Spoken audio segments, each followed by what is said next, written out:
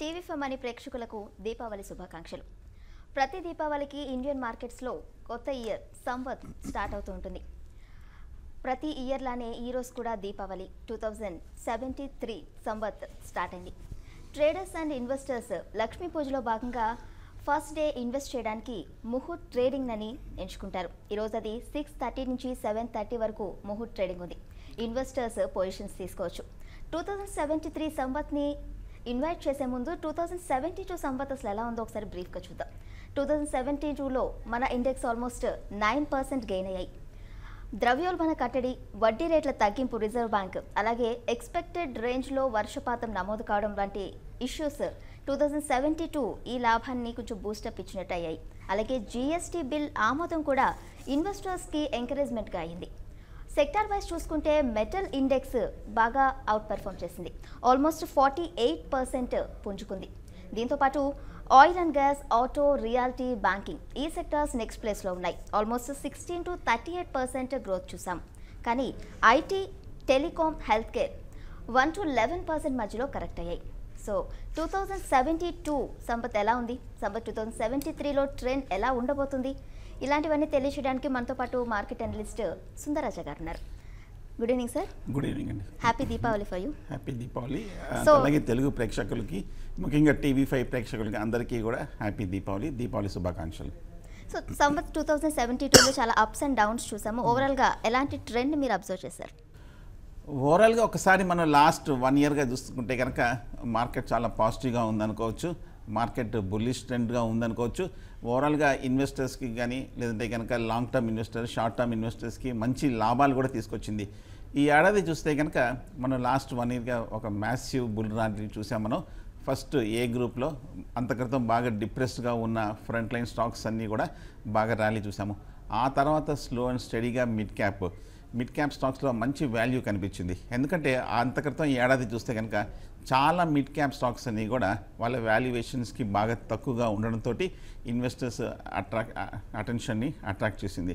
So బాగా ఇన్వెస్టర్స్కి మంచి లాభాలు తీసుకొచ్చింది మిడ్ క్యాప్.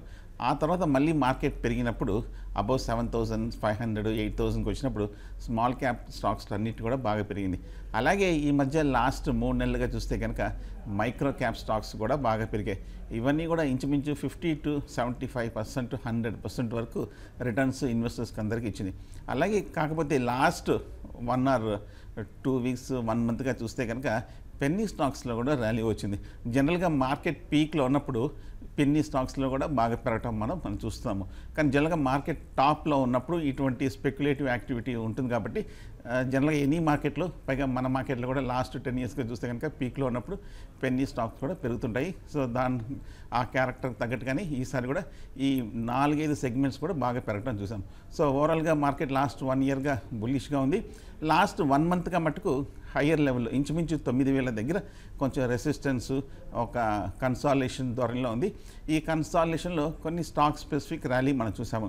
ఈ స్టాక్ స్పెసిఫిక్ ర్యాలీలో చూస్తే కనుక ఆ ఓవర్ స్పెక్యులేటివ్ యాక్టివిటీ మనం తగ్గడం మనం చూసాము. ఎందుకంటే లోయర్ లెవెల్లో బయింగ్ రావడం చూసాము ఇంచుమించు 8,000 స్థాయి దగ్గర. అలాగే హయ్యర్ రేట్లో ఇంచుమించు 9,000 స్థాయి దగ్గర సెల్లింగ్ ప్రెషర్ చూసాము. ఈ నారో రేంజ్ మూమెంట్లో స్పెక్యులేటివ్ యాక్టివిటీ కొంచెం తగ్గడం చూసాము. ఈ తగ్గిన స్పెక్యులేటివ్ యాక్టివిటీలో ముఖ్యంగా ఏ స్టాక్స్ అయితే న్యూస్లోకి రావడం చూసామో, ఏ సెక్టర్ అయితే కనుక డెవలప్మెంట్ చూసామో, ఏ స్టాక్లో అయితే గ్రోత్ చూసామో, వాటిల్లో ఒక స్టాక్ స్పెసిఫిక్ ర్యాలీ మనం రావడం చూసాము. సో బాగా ఇంట్రెస్టింగ్గా గడిచింది లాస్ట్ 1 year. ముఖ్యంగా ఎవరు బాగా క్యాష్ చేసుకున్నారంటే, ఎవరు బాగా లాభపడ్డారంటే, బాగా పడిన తర్వాత మార్కెట్ కన్సాలిడేషన్ అయ్యి ఇక మీద పడదు అన్న టైంలో బాగా ఎవరైతే కొనుక్కొని ఒక 6 నెలలు, ఏడాది పాటు medium term two long term invest చేశారో, ఎక్కువ స్పెక్యులేషన్ చేయకుండా, అలాగే ఫ్రంట్ లైన్ స్టాక్లను మిడ్ క్యాప్లో మంచి ఫండమెంటల్ స్టాక్స్ ఉన్నాయి, అలాగే టెక్నికల్గా బాగా బీట్ అండ్ డౌన్ స్టాక్స్ ఉన్నాయి, అలాగే స్మాల్ క్యాప్లో కూడా ఫండమెంటల్గా చాలా స్ట్రాంగ్ కంపెనీస్ ఉన్నాయి, అలాగే టెక్నికల్ కూడా బాగా తగ్గిన స్టాక్స్ ఉన్నాయి. వీటిల్లో కరెక్ట్గా బాగా పడిపోయిన తర్వాత ధైర్యంగా బై చేసుకొని ఒక 6 నెలలు, ఏడాది పాటు హోల్డ్ చేసిన లాంగ్ టర్మ్ జెన్యూన్ ఇన్వెస్టర్స్ అందరికీ మంచి లాభాలు వచ్చాయి. సో కాబట్టి ఈ ఏడాది మనం జనరల్గా కొత్త ఇన్వెస్టర్లు కానీ మనం బాగా నేర్చుకున్న పాట ఏంటంటే, స్పెక్యులేషన్ చేయకుండా, కొన్ని రోజుల కోసం కాకుండా, బాగా పడిన తర్వాత ఏ స్టాక్ అయితే వాళ్ళ ఇంట్రెన్సిక్ వాల్యూకి తక్కువగా ఉందో, బాగా పీ బై బాగా తక్కువగా ఉన్న స్టాక్స్ని హోల్డ్ చేసిన వాళ్ళకి మంచి లాభాలు వచ్చాయి. సో ఇక మీద కూడా ఇది మనం ఒక మంచి ఈ దీపావళికి మనం ఒక పాఠంగా నేర్చుకొని లాంగ్ టర్మ్ కోసం 6 months to 1 year పర్స్పెక్టివ్ తోటి హోల్డ్ చేస్తే మంచి రిటర్న్స్ ఎప్పుడు మనకు వస్తాయి. సో అలాగే మీరు చెప్పినట్టు గత ఏడాది మెయిన్ ఇండెక్స్ కన్నా మిడ్ అండ్ స్మాల్ క్యాప్ ఇండెక్స్లో ఎక్కువ మనం యాక్టివిటీ చూసాం. సో సంవత్ 2073లో కూడా మిడ్ క్యాప్ అండ్ స్మాల్ క్యాప్లో అదే ఎక్స్పెక్ట్ చేయొచ్చు అంటారా మనం? తప్పకుండా ఎక్స్పెక్ట్ చేయొచ్చు. ఎందుకంటే మన మార్కెట్ చూస్తే కనుక లాస్ట్ 10 yearsగా చాలా వాలటిలిటీ మనం చూసాము. అప్పుడప్పుడు షార్ట్ టర్మ్ ఒక 6 నెలలు పట్టం మనం చూసాము, అలాగే 6 నెలలు పెరగడం కూడా మనం చూసాము. ఓవరాల్గా చూస్తే కనుక మార్కెట్ టెక్నికల్గా ఒక అప్ ట్రెండ్ సైకిల్లోనే ఉంది.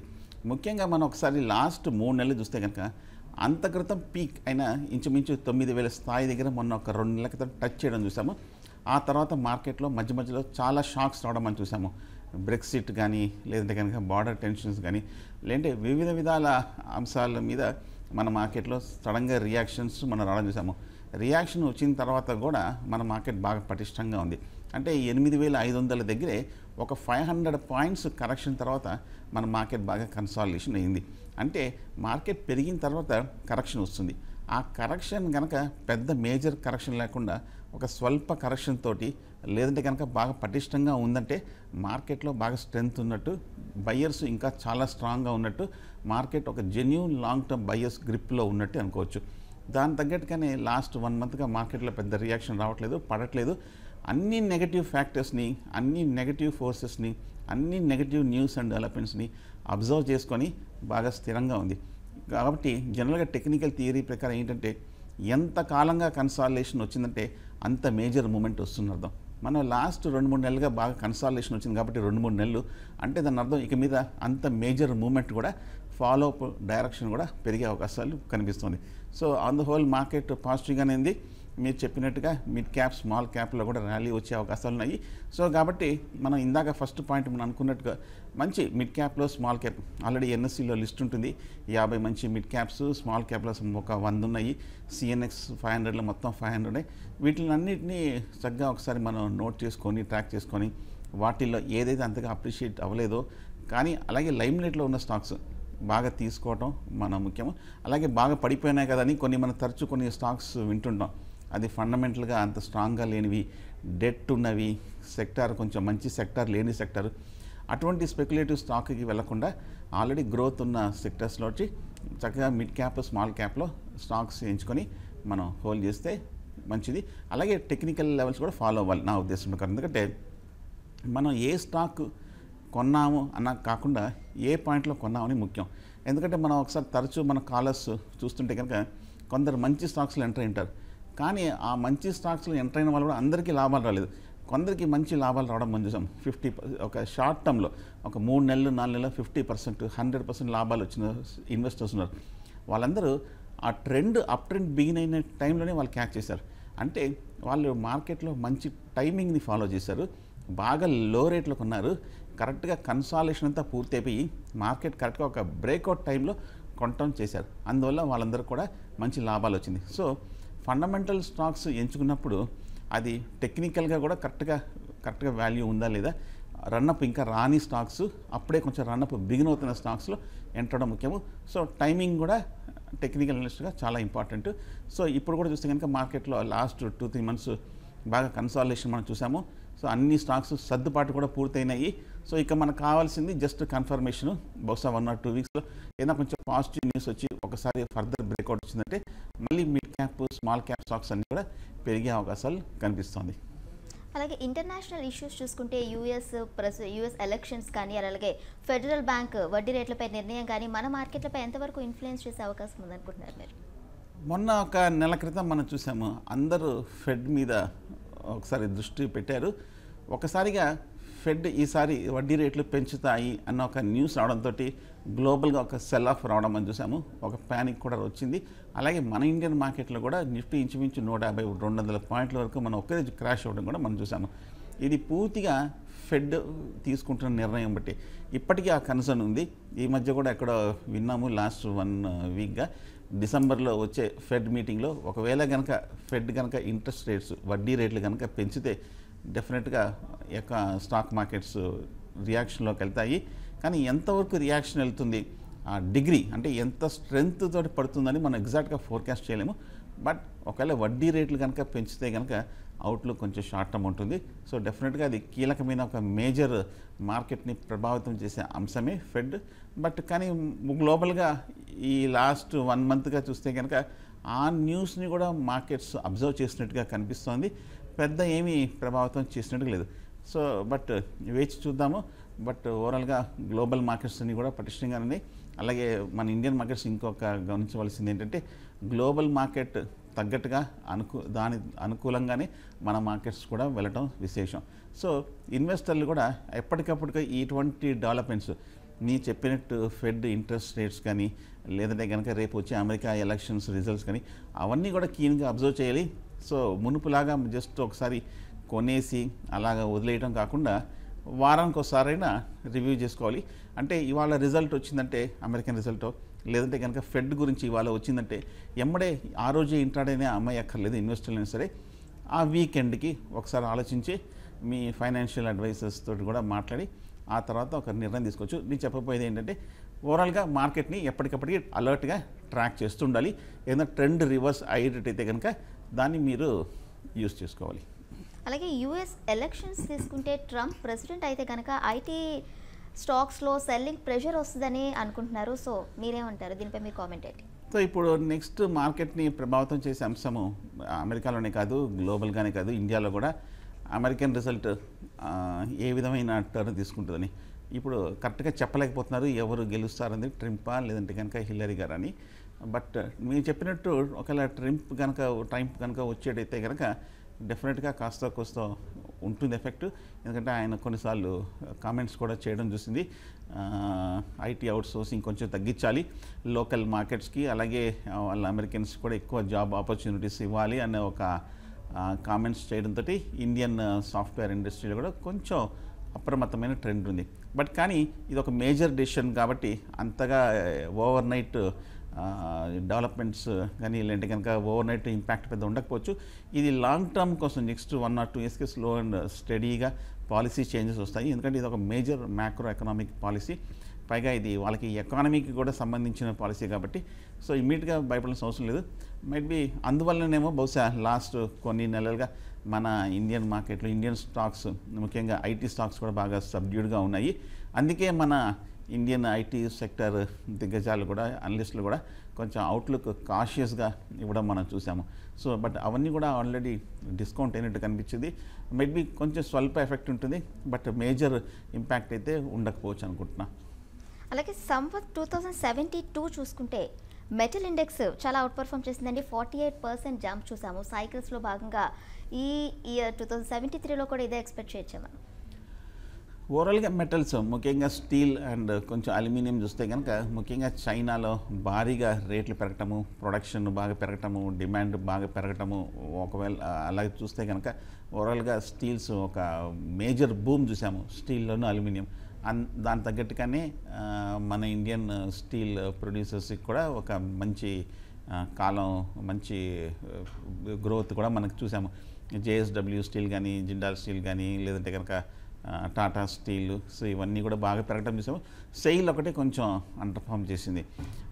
ఓవరాల్గా చూస్తే కనుక స్టీల్ సైకిల్ ఇంకా కొంచెం స్ట్రాంగ్గానే ఉంది, డిమాండ్ కొంచెం వస్తూనే ఉంది. కానీ జనరల్గా సైకిల్స్ అనేది ఈ కమోడిటీ సెక్టర్స్లో ఎక్కువ చూస్తుంటాము. సో కాబట్టి యాసిటీస్ చూస్తే కనుక స్టీల్కి ఇంకా కొంచెం పాజిటివ్ ధోరణిలోనే కనిపిస్తుంది. కానీ ఇందాక చెప్పినట్టు ఎప్పటికప్పటికి ఫండమెంటల్ ఇన్వెస్టర్స్ కానీ ఫండమెంటల్ అనలిస్టులు కూడా ఈ స్టీల్ సెక్టర్ డెవలప్మెంట్స్ గమనిస్తుంటారు. ఎప్పుడైతే కనుక ఒక స్టీల్లో కనుక ఒక స్టాగ్నేషన్ కనిపించిందో లేదంటే కనుక అవుట్పుట్లో కనుక కొంచెం ఎక్కువైపోయి కొంచెం డిమాండ్ తక్కువ అవుతుంది అన్న ఒక డెవలప్మెంట్ కనుక వస్తే కనుక అప్పుడు కొంచెం స్టీల్ బూమ్ అనేది తగ్గే అవకాశాలు కనిపిస్తుంది. బట్ యాసిటీస్ మీరు చెప్పినట్టు బాగా అవుట్ పెర్ఫామ్ చేసాయి, ఒక స్ట్రాంగ్ రన్అప్ కూడా వచ్చేసింది. కాబట్టి హై లెవెల్లో మట్టుకు స్టీల్ కొంచెం కాషియస్గా ఉంటే మంచిది. ఉన్నాయంటే కనుక హోల్డ్ చేయండి. ఫ్రెష్ బయింగ్ అయితే ప్రస్తుతానికి హై లెవెల్ అవాయిడ్ చేయడం మంచిది అనిపిస్తుంది. అలాగే బ్యాంకింగ్ స్టాక్స్లో ఎలాంటి మొమెంటం ఉండొచ్చు అనుకుంటున్నారు? హెచ్డిఎఫ్సి, యాక్సిస్ బ్యాంక్ కొంచెం వీక్గా కనిపిస్తున్నాయి, మీరేమంటారు బ్యాంకింగ్ సెక్టర్పై?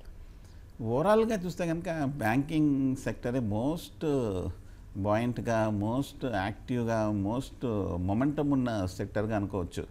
మనం లాస్ట్ ఈ వారం 10 రోజుల్లోనే చూస్తే కనుక బ్యాంక్ నిఫ్టీ చూస్తే కనుక ఇంచుమించు 1000 పాయింట్ల వరకు పడి మళ్ళీ ఈ వారంలోనే ఇంచుమించు 1000 పాయింట్ల వరకు బాగా పెరిగింది. అంటే జస్ట్ 1000-2000 పాయింట్స్ ర్యాలీ కానీ పట్టడం అనేది పెద్ద విషయం కాదన్నట్టుగా కనిపిస్తోంది. అలాగే బ్యాంక్ స్టాక్స్ చూస్తే కనుక ఈ ర్యాలీలో లాస్ట్ 6 మంత్స్లో మార్చిలో బిగిన్ అయిన అప్ ట్రెండ్ చూస్తే కనుక బ్యాంక్ స్టాక్స్ ర్యాలీ అనుకోవచ్చు. ముఖ్యంగా దిగ్గజాలైన ఐసిఐసిఐ బ్యాంక్ కానీ, కోటక్, అలాగే ఇండస్ఇండ్, హెచ్డిఎఫ్సి, అలాగే ఎస్బీఐ, కెనరా బ్యాంక్, పిఎన్బి ఇవన్నీ కూడా బాగా పార్టిసిపేట్ చేసిన స్టాక్స్. ఇప్పటికీ చూస్తే కనుక ఇంకా బ్యాంక్ స్టాక్స్ కొంచెం స్ట్రెంగ్త్ ఉన్నట్టే కనిపిస్తుంది. కాకపోతే ఈ మధ్య బ్యాంక్ స్టాక్స్ రిజల్ట్స్ చూస్తే కనుక కొంచెం మిక్స్డ్గా కనిపిస్తున్నాయి. ఇంకా ఫర్దర్గా మనం చూడాలి. ఎస్బీఐ మిగతా బ్యాంక్స్ కూడా, సబ్సిడరీ బ్యాంక్స్ అన్నీ కూడా విలీనం కూడా ఉంది. అది కూడా బహుశా ఈ 1 ఇయర్లో మొత్తం ఈ ప్రక్రియ కూడా ముగిస్తుంది. దీంతో SBI one of the largest global ప్లేయర్గా అవుతుంది. సో అది కూడా డెవలప్మెంట్ ఈ ఏడాది మనం చూస్తాము. అలాగే ఓవరాల్గా మనం ప్రైవేట్ బ్యాంక్స్ అన్నింటిలోనూ ఎన్పిఎస్ బాగా తక్కువ ఉండడంతో మనం ఈ సెక్టర్ బాగా ర్యాలీ చూసాము. అలాగే మన ఇండియన్ బ్యాంక్స్లో చూస్తే కనుక చాలామంది విశ్లేషకులు ఎన్పిఎస్ కన్సర్న్ లాస్ట్ 2 ఏళ్ళుగా చెప్తున్నప్పటికీ ఈ లాస్ట్ ఈ 6 నెలలుగా చూస్తే కనుక ఆ ఎన్పిఎస్ సమస్య కొంచెం తగ్గుతోంది అంటున్నారు. హయ్యర్ ప్రొవిజన్స్ కూడా ఇవ్వడంతో కొంచెం అవుట్లుక్ కొంచెం ఇప్పుడు పర్వాలేదు అంటున్నారు. వర్స్ట్ అయిపోతుంది అంటున్నారు. కాబట్టి సో బ్యాంక్ స్టాక్స్ కూడా మేజర్ డేంజర్ లేదనిపిస్తుంది. కాకపోతే ఇంకా కొంచెం ఇందాక చెప్పినట్టు అప్పుడప్పుడు ట్రాక్ చేస్తున్నారు. ఏమైనా ఫర్దర్గా కనుక ఈ ఇష్యూస్ మీద ఫ్రెష్ కన్సర్న్స్ వస్తే మటుకు కొంచెం ఇన్వెస్టర్లు అప్రమత్తంగా ఉండాలి. లేదంటే కనుక హోల్ కేటగిరీలోనే ఉంది బ్యాంకింగ్ స్టాక్స్ అన్నీ కూడా. అవుట్లుక్ కూడా నెక్స్ట్ 1 ఇయర్ పాజిటివ్గా ఉంది. చాలా ఇంట్రెస్టింగ్ డెవలప్మెంట్స్ కూడా వస్తుంది. కాబట్టి డెఫినెట్గా నెక్స్ట్ 1 ఇయర్ యాక్షన్ అంతా కూడా బ్యాంక్ స్టాక్స్లో ఉండే అవకాశాలు ఎక్కువ కనిపిస్తుంది. సో అలాగే మెటల్ అండ్ బ్యాంకింగ్ సెక్టర్స్ కాకుండా ఏ సెక్టార్లో మీరు ఇంకా అప్ గ్రోత్ ఉండొచ్చు అనుకుంటున్నారు? అలాగే ఐటీ, టెలికాంలో ఇంకా మీరు డౌన్ ట్రెండ్ నెక్స్ట్ 2073లో కూడా ఉండొచ్చు అనుకుంటున్నారు? ఒక్కటి ఐటీ చూస్తే కనుక మీరు చెప్పినట్టు లాస్ట్ 6 మంత్స్గా బాగా నెగిటివ్ డిక్లైనింగ్ ట్రెండ్లో మనం చూసాము. ఐటీ ఫ్రంట్ లైన్ స్టాక్స్ అన్నీ కూడా బాగా పడ్డాయి లాస్ట్ 6 మంత్స్గా. కాకపోతే ఈ లాస్ట్ 1 or 2 వీక్స్గా చూస్తే కనుక రిజల్ట్స్ ఇన్ఫోసిస్ దగ్గర నుంచి కానీ, టెక్ మహేంద్ర, విప్రో అండ్ టీసీఎస్ మనం రావడం చూసాము. ఇవి నెగిటివ్గా కొన్ని అట్లీస్ట్ మార్కెట్ తగ్గట్టుగా కొంచెం అంచనాలు తగ్గట్టుగా తక్కువగా ఉన్నప్పటికీ పెద్ద ఏమీ క్రాష్ రాలేదు. అంటే ఈ లెవెల్లో కొంచెం సపోర్ట్ కనిపిస్తుంది. ఈ లెవెల్లో ఈ నెగటివ్ న్యూస్ అంతా కూడా పూర్తిగా ఈ ఐటీ స్టాక్స్ని అబ్జర్వ్ చేసినట్టుగా కనిపిస్తుంది. వర్స్ట్ కూడా అయిపోయినట్టుగా కనిపిస్తుంది. కాకపోతే ఇక మనకి కావాల్సింది ఫర్దర్గా ఏమైనా కొంచెం పాజిటివ్ డెవలప్మెంట్. ఏమాత్రం కనుక రిజల్ట్స్ పాజిటివ్గా స్ట్రాంగ్గా ఉందంటే కనుక ఐటీ స్టాక్స్ పెరిగే అవకాశాలు ఉన్నాయి. బట్ ఇమ్మీడియట్గా అవుట్లుక్ అయితే మటుకు అంత స్ట్రాంగ్గా కనిపించలేదు. అలాగే రెండో సెక్టర్ చూసి కనుక టెలికాం కొంచెం మిక్సర్గా ఉంది. భారతీ ఎయిర్టెల్ బాగా బుల్లిష్గా ఉండడం మనం చూసాము. కానీ కొంచెం సైడ్ వేస్లో ఉంది. ఈ లెవెల్లో చూస్తే కనుక భారతీ ఎయిర్టెల్ కొంచెం బాగా సపోర్ట్ తీసుకొని కరెక్షన్ పూర్తయిపోయి కొంచెం మేజర్ సపోర్ట్ దిగుతుంది. కాబట్టి ఈ లెవెల్లో షార్ట్ టర్మ్ కోసం ఒక 2-3 మంత్స్ పర్స్పెక్టివ్ కోసం తీసుకోవచ్చు. ఒక 25% వరకు పెరిగే అవకాశం ఉంది. అలాగే టాటా కమ్యూనికేషన్స్ చూస్తే మటుకు బాగా బుల్లిష్గా ఉంది. అలాగే మన ఐడియా కొంచెం డౌన్ ట్రెండ్లో ఉంది. కాకపోతే మేజర్ లాంగ్ టర్మ్ సపోర్ట్ లెవెల్స్కి బాగా పట్టడం మనం చూసాము. సో కాబట్టి ఈ లెవెల్లో కొంచెం ఒక కాంట్రేరియన్ బెట్గా సేఫ్ అనిపిస్తుంది. అండ్ ఓవరాల్గా చూస్తే కనుక టెలికామ్ ఇంకా కొంచెం వీక్గా అనేది. ఫార్మా కూడా చూస్తే ఇంట్రెస్టింగ్గా అంతక్రితం 2-3 ఏళ్ళుగా బాగా బుల్లిష్గా ఉన్న ఫార్మా సెక్టర్ ఈ లాస్ట్ కపుల్ ఆఫ్ మంత్స్గా మార్కెట్ ర్యాలీలో పెద్ద పార్టిసిపేట్ చేయలేదు. వాళ్ళ సెక్టరల్ గ్రోత్ ఇష్యూస్ వల్ల కొంచెం సబ్డ్యూడ్గా ఉంది. బట్ కానీ అవి కూడా కొంచెం ఫ్రంట్ లైన్ స్టాక్స్ లాంటి ఈ లుపిన్ కానీ, సన్ ఫార్మా, డాక్టర్ రెడ్డీస్ ఇవన్నీ కూడా బాగా కొంచెం స్టేబుల్గా కనిపిస్తుంది. సో వీటి అవుట్లుక్ కూడా నా ఉద్దేశం అయితే కనుక ఏమాత్రం కొంచెం పాజిటివ్ డెవలప్మెంట్ వస్తే ఇక్కడ నుంచి పెరిగే అవకాశాలు కనిపిస్తుంది. అలాగే కెమికల్ స్టాక్స్ కూడా బాగా పెరగటం అని చూసాము. ఓవరాల్గా అన్ని సెక్టర్ అంటే బ్రాడ్ బేస్డ్ ర్యాలీ, అంటే ఒక్కొక్క సెక్టర్లోనూ 2-3 ఫ్రంట్ లైన్ స్టాక్స్ అన్నీ కూడా బాగా బులిష్ అప్ ట్రెండ్లో మనం చూస్తున్నాము.